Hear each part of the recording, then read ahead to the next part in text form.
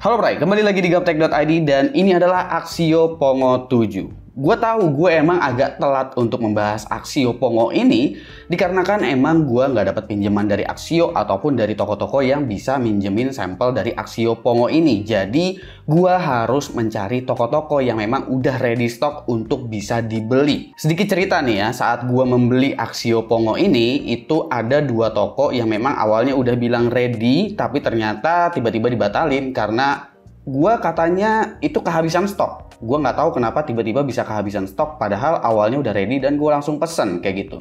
Dan ada dua toko yang seperti itu. Akhirnya gue harus nyelam-nyelam dulu, nyari-nyari dulu toko yang memang bener-bener ready dan bisa dikirim hari itu juga. Maka dari itu gue cukup panjang perjalanannya untuk Axio Pongo 7 ini. Gue juga memutuskan untuk membeli Axio Pongo 7 dikarenakan untuk versi i5 atau versi Core i3 menurut gue kurang worth it. Kenapanya itu nanti bakalan gue bahas juga. Tapi yang pasti Axio Pongo ini cukup sukses bikin market laptop gaming Indonesia jadi melek lagi karena mereka menghadirkan sebuah produk yang bahkan banyak reviewer banyak mengatakan laptop ini unik karena menggunakan CPU desktop, removable battery, dan gak lupa di level harganya akan sulit dapetin GPU RTX 3070. Sedikit info bahwa laptop gaming modern dengan CPU desktop sebetulnya bukan Axio yang pertama kali hadirkan di Indonesia secara resmi. Gue bilang yang resmi di Indonesia ya, sebelumnya udah ada Asus ROG Strix yang saat itu menggunakan CPU AMD Ryzen 1700 dengan chipset B350. Sayang banget ya, BIOSnya udah nggak update lagi sejak tahun 2019. Padahal kalau masih dikasih update, chipsetnya bakalan bisa kasih dukungan sampai generasi terakhir dari soket AM4. Dan untuk di video gua, pembahasan Axio Pongo 7 ini akan lebih banyak menganalisa ya. Jadi gue di sini nggak menguji untuk pengujian baterainya seperti apa, itu gue nggak akan testing. Jadi kita akan fokus kepada performance atau potensi performance dari Axio Pongo 7 ini. Bagaimana juga solusi thermalnya, kita akan analisa di situ dan gue juga akan melakukan penggantian thermal paste ya. Dan kalau kita bicara Axio pun, ini sebetulnya adalah laptop OEM yang berasal dari Clevo, tepatnya Clevo N960. Yang menggunakan model dan sasis seperti ini nggak cuma Axio aja, tapi Origin PC juga punya laptop dengan OEM yang sama. Removable battery kadang emang dirindukan, tapi removable battery ini emang cukup ironi. Kelebihannya buat kalian yang emang parno, baterai tuh bisa dilepas dan cukup colok power. Tapi kekurangannya, removable battery emang lebih mudah bocor karena posisi ada di belakang. Lebih mudah terkena buangan panas dari komponen, plus soket yang lebih sering lepas pasang, dan membuat laptop jadi tebal secara dimensi. Dimensi laptop ini juga ada di angka 37,8 x 26,7 x 3 cm. Beratnya 2,7 kg dan itu belum termasuk adapter dan juga baterai. Kalau ditambahin totalnya tuh bisa 3 kg. Untuk bobot dan juga config spesifikasi, tentu harusnya kalian udah bisa dapetin laptop yang super ringkas dengan performance yang lebih kenceng. Build quality body hingga keyboard dan touchpad emang yang paling kelihatan kasih kesan murah di laptop ini. Semuanya berasa plastiknya dan juga berasa lembek gitu. Belum lagi tipe engsel yang seperti ini yang biasanya agak rentan untuk cracking. Jadi bisa dibilang desain dan juga dimensi adalah satu hal yang harus dikompromikan dari Axio Pongo. Baik itu Pongo 3, Pongo 5 atau Pongo 7 itu sama aja. Untuk I/O di sini Axio menghadirkan dua mini DisplayPort 1.4 dan juga HDMI. Gue sebut ini aneh ya karena jarang banget ada laptop modern pakai mini DisplayPort. Ada dua pula. Lengkap sih? Iya, lengkap banget ini. Tapi andai aja dua mini DisplayPort diganti dengan USB Type-C atau USB Type-A, kayaknya bakalan jadi jauh lebih kepake sih. Dan untuk layar di level harga ini dengan spesifikasi yang ditawarkan, tentu layar cukup menarik dengan Full HD. Kalau gue nyelam database-nya ini dia panelnya tetap IPS ya, tapi dari Qimei asal China gitu dengan refresh rate 144 Hz dan diklaim punya gamut 100% sRGB oleh Axio. Spesifikasi utamanya kurang lebih seperti ini, kalian baca aja ya, karena gue pengen bahas lebih jauh mengenai config CPU desktop, GPU, hingga sistem cooling yang ada di laptop ini. Oke, kita bicarain untuk opsi upgrade-nya ya, si Axio Pongo ini. Dengan menggunakan platform desktop, tentu opsi upgrade jadi sangat leluasa. ada slot M.2 NVMe, ada satu slot SATA 2,5 inch,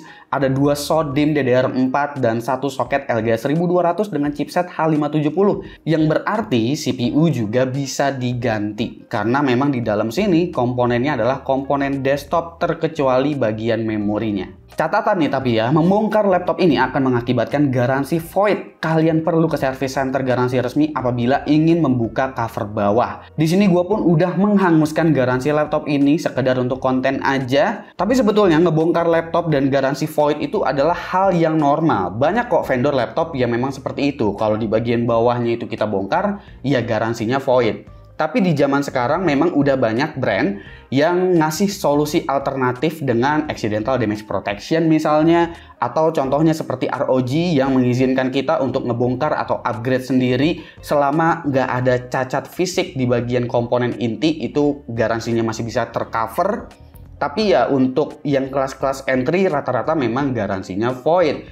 Jadi kalau kalian berpikir laptop ini opsi upgrade-nya sebegitu luasnya dan kalian ngincer laptop ini untuk upgrade prosesor dan kalian beli yang versi i3, abis itu kalian mau upgrade ke i7 atau ke i9, pikir-pikir lagi karena dalam 1 tahun ke depan pun gua rasa platform Intel Core generasi ke-11 sepertinya udah kurang relevan sebetulnya. Bahkan di tahun sekarang pun gue udah bisa bilang Core i3 10100F atau 11100F gitu ya. 11100 kalau misalkan di Axio Pongo itu udah jauh-jauh ketinggalan dengan prosesor laptop yang ada di laptop modern zaman sekarang, terutama yang generasi ke-12 atau bahkan 13. Tapi lucunya, Axio tuh memberikan thermal paste dalam paket penjualan mereka, seakan-akan kita bisa melakukan maintenance sendiri. Tapi mungkin maksudnya untuk pengguna yang mau melakukan maintenance setelah 1 tahun.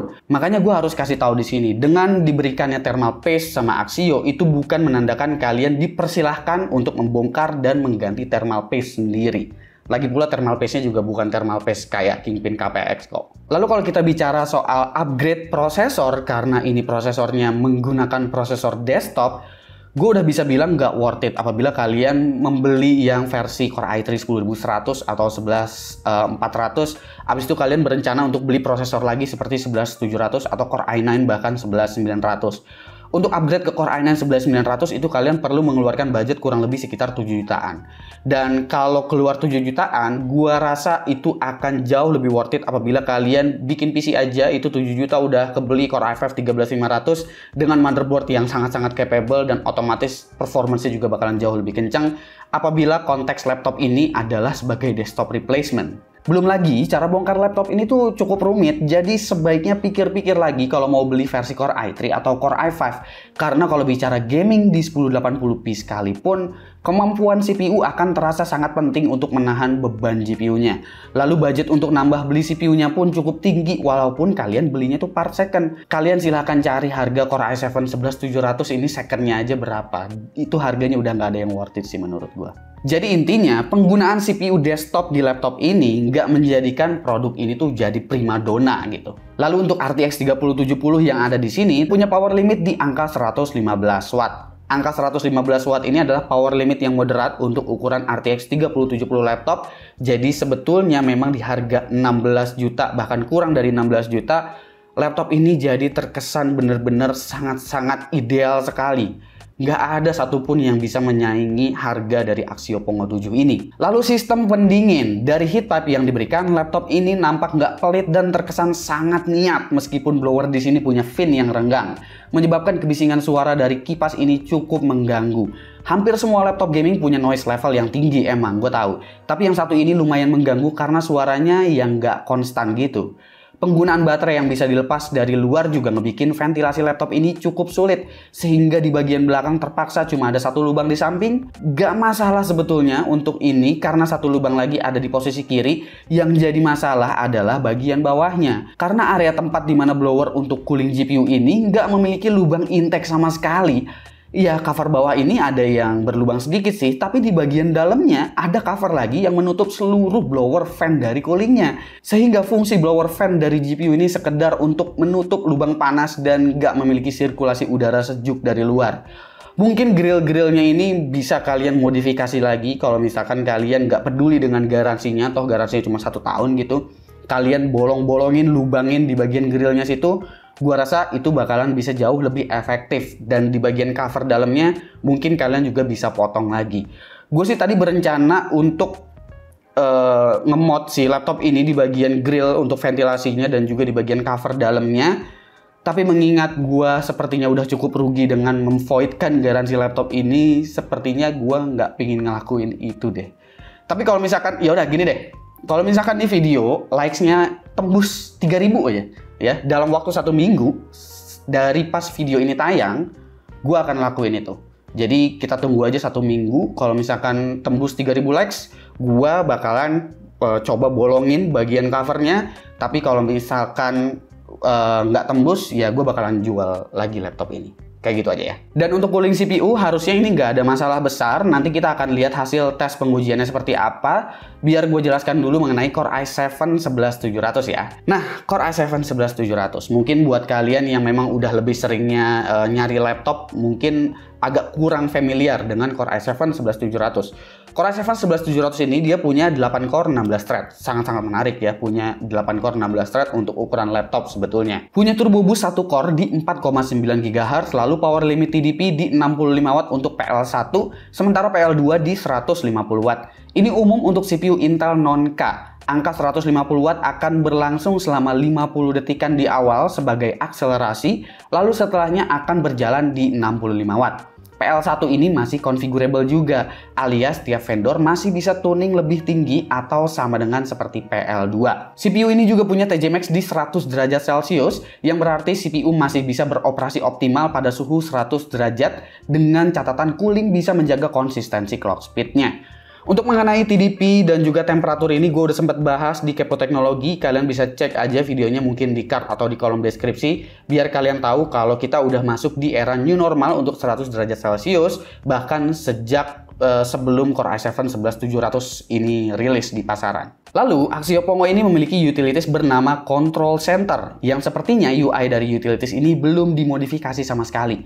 Melalui Control Center tersedia profile power mode. Ketika kalian mengaktifkan mode performance, gue cukup kaget karena PL1 ada di angka 80 Watt dan PL2 ada di angka 150 Watt. Ini berarti udah di atas spesifikasi standar dari Intel sebetulnya. Jika gue ngeliat review dari Nerd Reviews, di sana disebutkan bahwa versi Core i7 11700-nya hanya berjalan pada level 45 Watt. Ini mungkin disebabkan laptop berjalan pada mode entertainment atau mode quiet sehingga menghasilkan power limit yang rendah.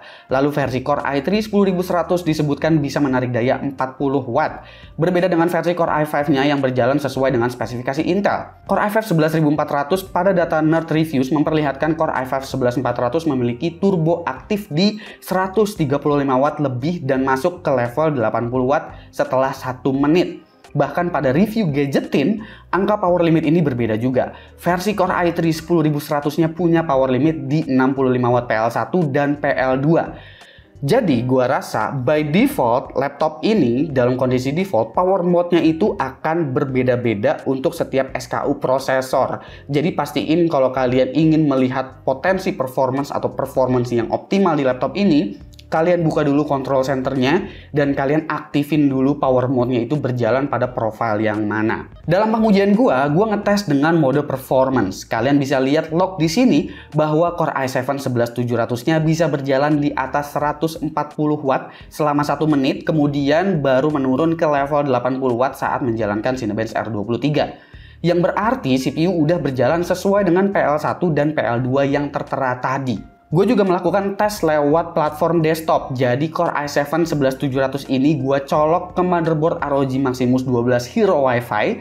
Ini chipset Z490 emang, tapi Z490 itu support kok buat Intel Gen 11 asalkan udah update BIOS. Di sini yang gue bandingin hanya performance-nya ya dengan standar benchmark lewat Cinebench. Gak bandingin suhu karena cooling testbed gue pakai water cooling. Jadi ya jelas aja kalau temperatur udah pasti di desktop jauh lebih adem. Jadi gue cuma penasaran aja dengan cooling seperti ini, apakah dia masih bisa menghasilkan performance yang konsisten atau enggak di laptop dengan cooling yang seperti ini. Lalu gue juga menguji ulang laptop ini dengan mengganti thermal paste-nya setelah itu dengan Kingpin KPX.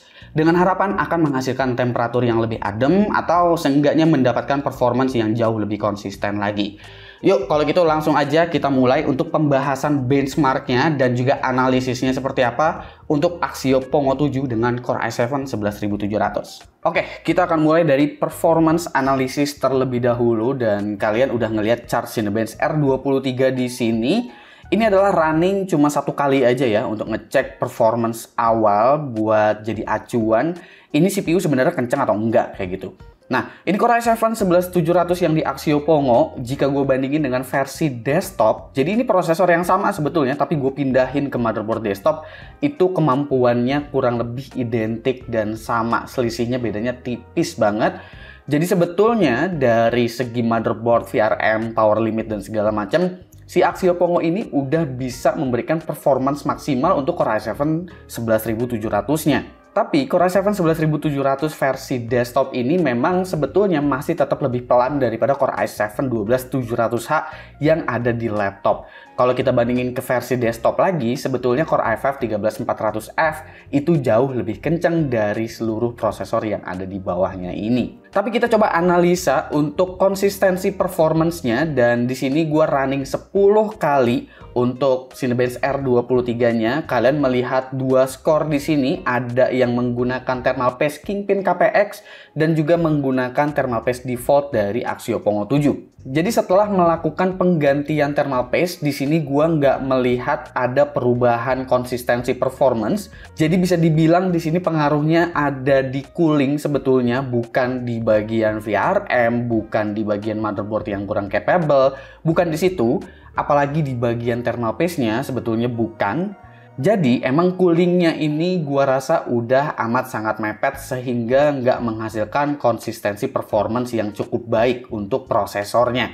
Kalau kita perhatiin mulai di running keempat itu dia udah masuk di rata-rata sekitar 9 ribuan dan bahkan udah nggak bisa nyentuh di angka 10 ribu. Kalau kita nyelam lagi ke bagian clock speed-nya, sebetulnya untuk clock speed-nya ini dia masih bisa di atas dari base clock Core i7 11700, tapi memang cenderung naik turun yang menyebabkan performanya tadi kurang begitu konsisten. Kalau kalian ngelihat di awal ini dia bisa menyentuh 4,1 GHz, itu memang karena turbo boost-nya sedang aktif kurang lebih sekitar 1 menit. Tapi kalau kita perhatiin lebih detail lagi juga sebetulnya angka 4,1 GHz itu dia nggak stabil selama 1 menit. Tapi langsung turun dan langsung mendapatkan rata-rata di sekitar 3 atau 3,1 GHz. Lalu untuk CPU temperatur, ketika turbo boost-nya berjalan, ini berarti dia sedang berjalan di 150 watt. Suhu prosesornya bisa mencapai junction temperatur, yaitu adalah di 100 derajat Celcius. Di sini naik turun sekitar 97 sampai dengan 100. Setelah 1 menit, itu prosesornya akan stay di 80-an. Jadi sebetulnya dengan rating power 80 watt, itu prosesornya masih bisa dihandle panasnya dengan cukup baik oleh coolingnya. Tapi sayangnya emang untuk turbo boost itu sulit ya untuk dihandle karena emang udah di level 150 watt dan kayaknya banyak laptop pun agak susah menghandle angka 150 watt ini. Jadi kalian bakalan lihat suhu 100 derajat Celcius ini mungkin ketika turbo boost-nya itu hidup. Nah, permasalahannya ketika lagi bermain game nanti, itu kadang dia turbo boost-nya mati hidup kayak begitu. Nah, ini gua bakalan kasih unjuk langsung untuk temperaturnya ketika lagi bermain game. Ini kurang lebih seperti ini. Jadi prosesornya itu dia bakalan jalan turbo boost naik turun terus sehingga kalian nggak ngelihat suhu prosesor yang konstan seperti tadi di 80-an derajat, tapi kalian bakalan ngelihat setelah dia menyentuh angka 100 derajat dia bakalan tetap bumping terus ke angka 90, 95. Ini ketika lagi main game Shadow of the Tomb Raider. Sementara untuk GPU temperaturnya ini amat sangat mengkhawatirkan karena untuk GPU temperaturnya ini ketika bermain game menyentuh angka 87 derajat Celcius. Jadi ketika CPU dan GPU load-nya berbarengan, itu memang ambience di dalam laptopnya jadi jauh lebih panas ya. Ditambah lagi dengan sirkulasi udara untuk pendingin GPU-nya yang seperti itu tadi. Sebetulnya kalau gue melakukan stress test lewat 3D Mark, ini GPU sebetulnya nggak menyentuh angka 87 atau 88 derajat Celcius gitu. Ini masih di 83 derajat Celcius aja mentoknya. Tapi untuk GPU hotspotnya ini udah cukup mengerikan karena udah di atas 90 derajat Celcius. Bayangin aja kalau misalkan ini ada di 87 atau 88 derajat Celcius untuk GPU temperaturnya, hotspotnya mungkin udah masuk batas toleransinya, mungkin udah di 95 atau di 97 derajat Celcius. Kalau kita ngelihat margin 13 derajat sampai dengan 14 derajat di sini antara GPU temperatur dan juga hotspotnya. Meskipun emang ini nggak ngebikin RTX 3070-nya mengalami drop performance, jadi dia masih tetap stay untuk di gaspol terus ya kayak gitu. Nah, kalian juga bisa ngeliat di sini untuk Dreamer Fire Strike Ultra itu jalannya juga cukup kencang untuk ukuran RTX 3070 laptop. Ini dikarenakan laptop Axio Pongo 7 itu PCIe-nya jalan di PCIe Gen 4 dan bukan kali 8 seperti di laptop lain, tapi jalan di kali 16 ya untuk PCIe Gen 4-nya. Jadi ini betul-betul sesuatu yang menarik untuk memberikan konsistensi performance di GPU-nya. Tapi sayangnya suhunya aja ya tadi yang memang terlalu panas. Untuk Dreamer Time Spy juga bahkan ini hampir menyentuh 10.000 graphics score untuk RTX 3070 laptop. Jadi sebetulnya ini udah bisa dikategorikan kencang. Bisa dilihat juga ketika editing video itu export untuk project seperti ini. Kalian bisa lihat sendirilah timeline-nya seperti apa. Ini 4K XAVCS dan diekspor ke 4K lagi beres dalam waktu 1 menit 5 detik aja. Yang dimana laptop lain juga agak sulit untuk ngejar angka segini. Blender menggunakan CPU itu untuk Scene Monster mendapatkan angka 72 sampel per menit, Junk Shop itu 41 sampel per menit, sementara Classroom ada di angka 31 sampel per menit.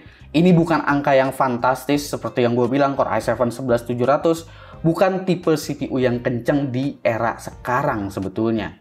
Intel QuickSync di laptop ini juga masih aktif, jadi iGPU-nya kalian masih bisa manfaatin apabila kalian adalah pengguna DaVinci Resolve. Ini ngebantu banget untuk akselerasi di DaVinci Resolve karena akselerasi dari Intel QuickSync ini sangat bagus. Dan apabila kalian ingin melakukan live streaming, Intel QuickSync juga bisa dimanfaatin ya. Jadi GPU kalian nggak terlalu banyak beban untuk encoding gitu. Karena encodingnya bisa dihandle dengan si Intel QuickSync, sementara decoding dari playbacknya bisa dibantu dengan si RTX 3070-nya. Bisa kalian lihat di sini di bagian Task Manager saat gue menggunakan OBS, itu Intel USD Graphics-nya jalan sekitar 37% dan 30% di GPU itu dia melakukan sebenarnya itu adalah video decoding. Tapi memang di Task Manager itu agak-agak mengherankan gitu untuk sensornya. Oke, kita ke gaming aja kali ya. Pertama ini adalah Cyberpunk 2077 di resolusi 1080p dan di sini gue menggunakan DLSS Quality, lalu gue juga menggunakan Ray Tracing Ultra. Jadi udah rata kanan semuanya. Gue bisa dapetin rata-rata di 49 fps dengan 1% low frame rate di 33,5 fps. Angka yang cukup baik sebetulnya untuk setting mentok kanan seperti ini. Death Stranding dengan DLSS Quality gue bisa mendapatkan 107 fps. Harusnya bisa lebih dari ini apabila CPU-nya jauh lebih capable sebetulnya. Jadi memang performance gamingnya gue bakalan bilang agak so-so aja sih. Karena ya prosesornya tadi. Apalagi kalau misalkan kalian main kayak Hogwarts Legacy gitu, itu 1% low frame rate-nya bakalan berasa banget karena CPU-nya kurang kenceng sebetulnya. Jadi buat game yang memang cenderung CPU intensif banget, gua rasa laptop ini kurang bisa direkomendasikan. Tapi kalau misalkan kalian main game yang GPU bound banget, ini sebenarnya laptop masih bakalan kelihatan kenceng untuk bermain game. Kayak Horizon Zero Dawn gitu. Kalian mau pakai setting ultimate, ditambahin DLSS Quality, itu udah dapat 80-an, FPS-nya udah sangat-sangat bagus. Dan bahkan Shadow of the Tomb Raider di sini gue bisa dapetin rata-rata di 83 fps dengan preset ultra. Dan di sini gue udah pakai DLSS Quality, udah pakai ray tracingnya juga ultra gitu. Jadi untuk beberapa game itu akan kelihatan pelan, tapi untuk beberapa game itu akan kelihatan kenceng. Dan seperti di Valorant misalnya, gue nggak merasa di Valorant itu jadi kenceng karena ya FPS-nya ini cenderung kecil ya. Di 180-an aja karena ya lagi-lagi IPC dari Core i7 11700 sebetulnya udah kurang kenceng di zaman sekarang. Jadi udah nggak bisa tumpah-tumpah, kalian ngarepin FPS 300 tuh akan sulit di laptop ini. Tapi at least ya 144 Hz-nya kekejar lah. Dan untuk NVMe SSD, di sini NVMe SSD-nya menurut gua biasa aja karena ini adalah NVMe PCIe Gen 3. Nggak dikasih yang buruk-buruk banget sih, tapi ini bukan yang paling kenceng untuk ukuran NVMe PCIe Gen 3. Toh masih ada 2 slot M.2, jadi kalian masih bisa tambahin atau ganti yang defaultnya. Oke, kita sampai juga di bagian harga dan juga kesimpulan. Mungkin kalian untuk harga udah banyak yang tahu ya, kalau laptop ini tuh harganya di 15,9 juta rupiah.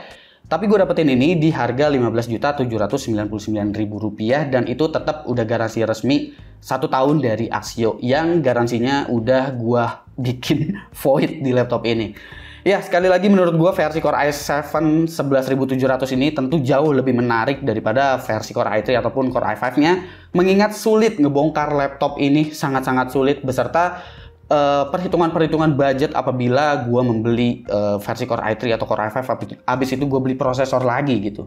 Apabila kalian mengesampingkan portabilitas, kurang dari 16 juta rupiah emang jadi solusi yang sangat baik dengan Axio Pongo 7 ini.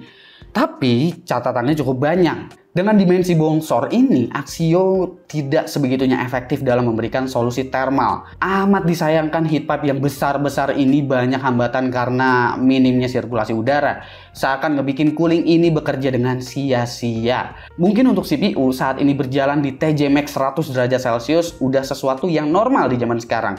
Apalagi ini CPU desktop gitu kan. Tapi kalian perlu was-was dengan GPU-nya yang udah nyentuh hotspot di 90-an derajat Celcius karena ini udah nggak bisa disebut normal. Lalu apabila kalian ngincer CPU laptop yang memang kenceng, Core i7 11700 nggak bisa dikategorikan CPU yang kenceng di zaman sekarang karena di level harga yang sama kalian bisa dapetin laptop dengan Core i7 12700H dan config dari laptopnya udah pasti jauh lebih stabil, tapi kalian perlu kompromi karena udah pasti GPU-nya nggak bakalan selevel RTX 3070 pastinya. Dan apabila kalian udah bisa berkompromi dengan apa yang gue sebutkan, barulah laptop ini bisa jadi pilihan yang tepat buat kalian.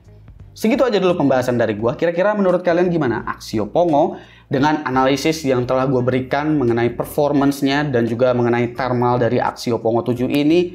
Komen di bawah dan kasih pendapat kalian masing-masing. Gue Zuki dan seperti biasa sampai jumpa di lain kesempatan.